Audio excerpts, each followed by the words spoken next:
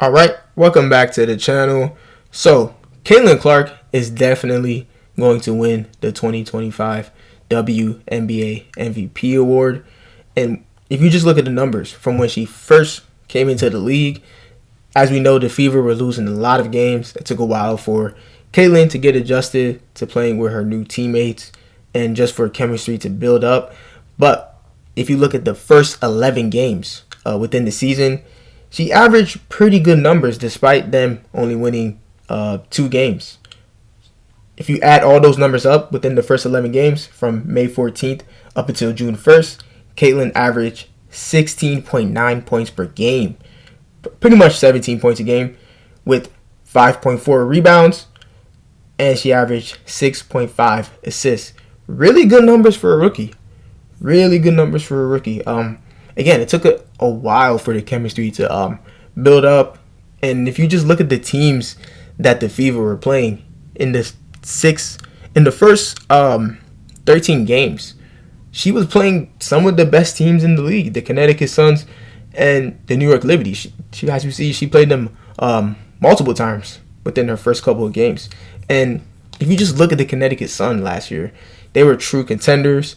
They even won their first 9 games. They started out 9-0, and of course we see they played the Liberty multiple times, and we know the Liberty just won a championship. Again, they were playing some of the best teams in the league. And if you look at the Liberty first 20 games when the season started, the Liberty went 17-3 in the first 20 games. So they were definitely contenders. They won the championship. They weren't even contenders. The Liberty won the championship. They were definitely one of the favorites from when the season first started anyways. But still, Caitlin got better as the season progressed. I'll be here all day if was just gonna sit here and list off all the records that she broke, right? But just wanted to show you some of the numbers. So if you look at the stat sheet from June 16th up until September 4th, right before the regular season was ending, she went off. She went completely off. So from June 16th, again, up until September 4th, the Fever went 14-6, but Caitlin averaged 21.1 points per game, 6.4 rebounds, and 10.1 assists. A dime dropper, playmaker, scorer. She was just doing everything, yo. And again, a guard. Caitlin plays like a true big, like a true big guard. Excuse me. She's 6 foot tall. She definitely uses her size to advantage, especially on offense. But yeah, she definitely gets boards. She crashed the boards. She doesn't get. If you watch the game, she doesn't get those lazy defensive rebounds. She actually goes after it and crashes the boards. She's a real active player. She got that grit in her. She really is a dog. She really has that mentality. Caitlin, I'm telling you, just look at that. Those are MVP numbers. 21 points, 6 rebounds, and 10 assists. Those are MVP numbers even in the NBA. Those are NBA MVP numbers, yo. So, again, it took her a while to get adjusted to the league. And I'm telling you, once that chemistry built up, and we saw how the Fever got good after the All-Star Olympic game break. Because, as we know, the WNBA players went on to represent the USA in the Olympic. So, there was a big break from, as you see, the All-Star game was on July 20th, and the season didn't start again until August 16th. And yeah, as soon as the season started, as soon as the season started again from the All-Star break, the Fever just started cooking. So if you look at the month of August, right, the Fever won 1, 2, 3, 4, 5 games. They went 5-1. And if you add all those numbers up, Caitlin averaged 24 points, 5 rebounds, and 8.5 assists a game. Again, just she was just cooking. Her teammates were cooking. Basketball is a team game. Her and Kelsey Mitchell, best backcourt in the WNBA, no question. Arguably the best duo. I think they are. The Splash Sisters. I'll call them Cookies and Cream. That's my nickname for that duo. But yeah, they just cook. And Aaliyah Boston and Kaylin, their chemistry was really good from the start. Tammy Fack-Benley started catching her passes. She was a great rim runner, looking pretty similar to how Hannah Stokey is. Was a rim runner for Iowa when Kaylin was there, and she got a lot of assists from Hannah Stokey. So yeah, the only thing I would definitely say for Kaylin to do is definitely get her field goal percentage up. Because as we see, this season she averaged 41.7% from the field, and she shot 34% from three. She's a great foul shooter. She shot 90% from the foul line. That's amazing. That's amazing right there. Foul shots definitely are crucial, especially when games are closer, especially and when the games matter in the postseason. But yeah, she get that field goal percentage up. My stat line prediction for next season for Kaylin, I got her averaging anywhere from 18.5 points to 19 points again this season, because she's gonna play with a lot of new teammates. DeWanna Bonner, last year for the Connecticut Sun, she was averaging 15 points for them. So DeWanna's definitely gonna score. She's definitely getting her buckets. Kelsey Mitchell, she's just a bucket getter as well. I got Kelsey Mitchell leading the team in points, but Kelsey and Caitlin, again, Cookies and Cream, they both average 19.2 points a game for the course of the last season. So, but I really feel like Caitlin is going to be a more effective playmaker and passer this year. She's definitely going to get her team more involved. She won't need to score a bunch of points all the time. But Caitlin is a scorer as well. She's so unique. She kind of reminds me of James Harden. She's that type of player who can score a lot of points, but if they need to play, make, and pass, although, yes, it's very high usage. She does have an extremely high usage rate, but it's for the better.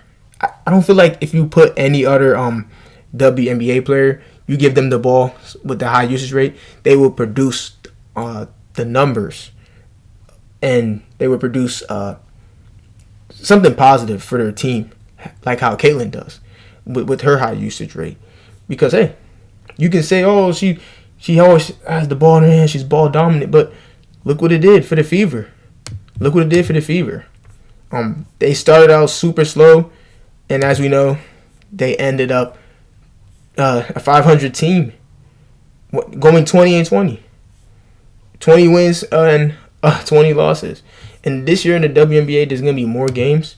This season, there's going to be 44 games, so we got 4 more additional games this year. But yeah, next season, I got Caitlin again, averaging anywhere from 18.5 points to 19 points per game, 11 assists, because she's definitely going to be playmaking and passing. She's going to definitely need to do that more, because she's going to have more weapons. She's definitely going to have more weapons. DeWanna, a stretch big for them. The great pickup for them, Natasha Howard. She's a good rim runner as well. Very similar to Tammy Fack-Benley. She even talked about it in the in the post game interview introductory with the Fever. She was like, "Oh, I can't wait to catch them Caitlin Clark passes. Them outlet passes that she does. She's a great outlet full court passer. She's just a great passer, I'm telling you. But yeah, Dantas, she's really playing extremely well in the Turkish league, if you guys don't know.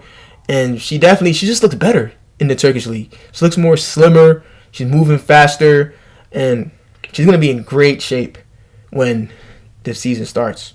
So, yeah, I'm telling y'all, this team is going to be good. Aaliyah Boston, I feel like her scoring might take a small dip Her scoring might take a small dip, but again, I have a feeling her rebounds will go up this season. I got Leah Boston probably averaging, if I had to give her stat line predictions, about 12 points a game, 9 to 10 rebounds, and she's going to average about 3.5 assists. Leah Boston's a smart player, a great passer out the post, and again, her and Caitlin, their chemistry was good from the start when Caitlin first got there. Their chemistry was good from the start. Great pick and roll action between the two. They had a great two-man game from the start.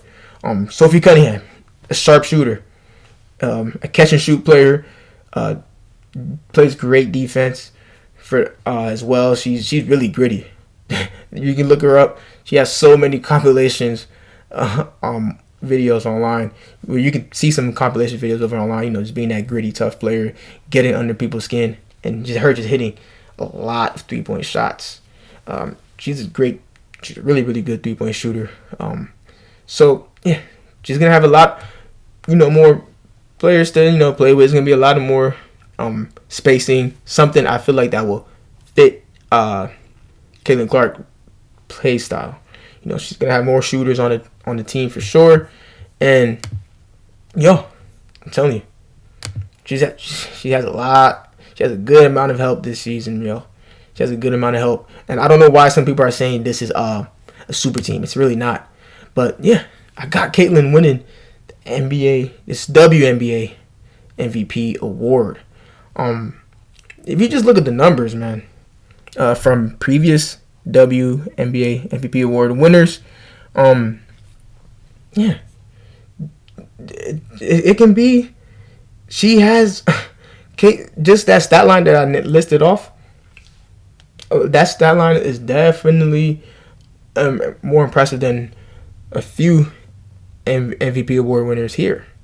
But again, it's going to depend on her season record, because that's what they're really going to go off of if she ends up, being a top 3 seed in the WNBA. The Fever are definitely going to be a top 3 team in the league next season for sure, without a doubt. That's why I have her winning MVP. But although she might not, be that scoring, averaging 20 points, being like the main scorer on the team, like how most MVP award winners are in the WNBA. She might not lead the team in points, but again, her impact, her passing, her even just scoring just as much points per game as Kelsey Mitchell. That's just gonna show people like, hey, she really should be the MVP. And if you look at the odds, right, for next year, you look at FanDuel, BetMGM, they even know Caitlin Clark is up there. Most of these MVP odds have her in the top 2. They have Caitlin Clark in the top 2. As you see, look, this is covers. Sports Illustrated have her in the top 2 as well. To me, it's definitely going to be between A'ja Wilson, Caitlin Clark, or Nafisa. I agree with the top 3 from all these other sources. Definitely is my top 3 as well. Fee, Caitlin, and A'ja winning the MVP award. But I'm telling y'all, Fever are going to definitely be a top 3 team in the WNBA. And I'm telling you, Caitlin's going to put up great numbers. She's going to, again, have to average 18.5 points to 19 points per game, 11 assists, averaging 6 rebounds. Get that field goal percentage up to 45% from the field, shoot 38% from 3, and she's going to shoot 90% from the foul line. Again, I just need that efficiency to go up a bit more. I'm telling y'all, Fever Nation, this is going to be the MVP for next season, y'all. I'm telling y'all. And just the numbers, y'all. I'll be here all day just listening off all the records that she broke. But look at what she did. WNBA players with the most 25-point and 10 assist games in their career. Only a rookie, by the way. And she's tied so far with Sabrina Ionescu. They both got 5 of those 25-point, 10 assist games. And man, when it's all said and done, Caitlyn is gonna have that record. So yeah, she's gonna be the record book. That's gonna be my nickname for Caitlyn Clark, the record book. That's what I call her sometimes. But yeah, I don't know why some people, especially on social media, the hatelins, the people who be really hating on Caitlyn Clark for whatever reason, they will literally sit here and tell you like this is a bad take if you say Caitlyn Clark is gonna win the WNBA MVP award. They're gonna tell you this is a bad take. Like she didn't win the Rookie of the Year. Like she didn't make the all first team as a rookie. And again, all the records that she broke in, I'll be here all day just listening it off.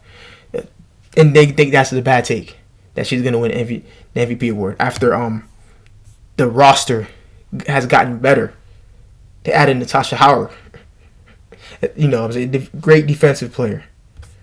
Sophie Cunningham, another shooter, just help them, with the spacing and play great perimeter defense as well.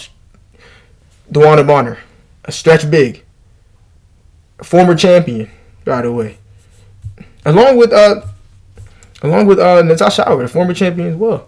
And she's getting her backcourt mate again, Kelsey Mitchell, who I knew was never going to leave. Like, come on. After having her best career ever and playing with Caitlyn Clark, the best player in the league, she wasn't going to go anywhere, y'all. And, they got Aaliyah Boston, definitely one of the better bigs in the league. Bro, this team is better than what it was last year, man. And Jaylen Brown, great scorer. If you look at when she, I don't know if y'all see this stat sheet right here. You said great scorer. She averaged 2.6 points. Bro, look at some clips of Jaylen Brown, especially when she was playing for Dallas. There was games when she was going off. She was getting points in the bunches. Like she was just scoring really quick. But yeah, this team is gonna be real great. And with Caitlyn just leading the way, there's no way she's not gonna get the MVP award, y'all. I'm telling you. This is going to be the 2025 WNBA MVP award winner. So, yeah. We got 75 days, y'all, until we see Caitlyn Clark play basketball again. First game is going to be against the Sky on May 17th. And they play 5 times next season as well, y'all. So, hey, it's going to be a great season, I'm telling y'all. And hey, we'll see if Caitlyn even exceed my stat line predictions. Again, I'm going to repeat myself one final time. I got her averaging about 18 to 19 points, 11 rebounds, 11 assists, 6 rebounds, while shooting 45% from the field, 38% from 3, and 90% from the foul line. Those are my shooting split predictions for her. But yeah, y'all tell me your thoughts and opinions in the comments. Do you agree with me that Caitlyn's gonna win the MVP award for next season? Or hey, who do you think is gonna win the MVP award next year? Alright, again, tell me your thoughts and opinions. Like, subscribe. Till next video.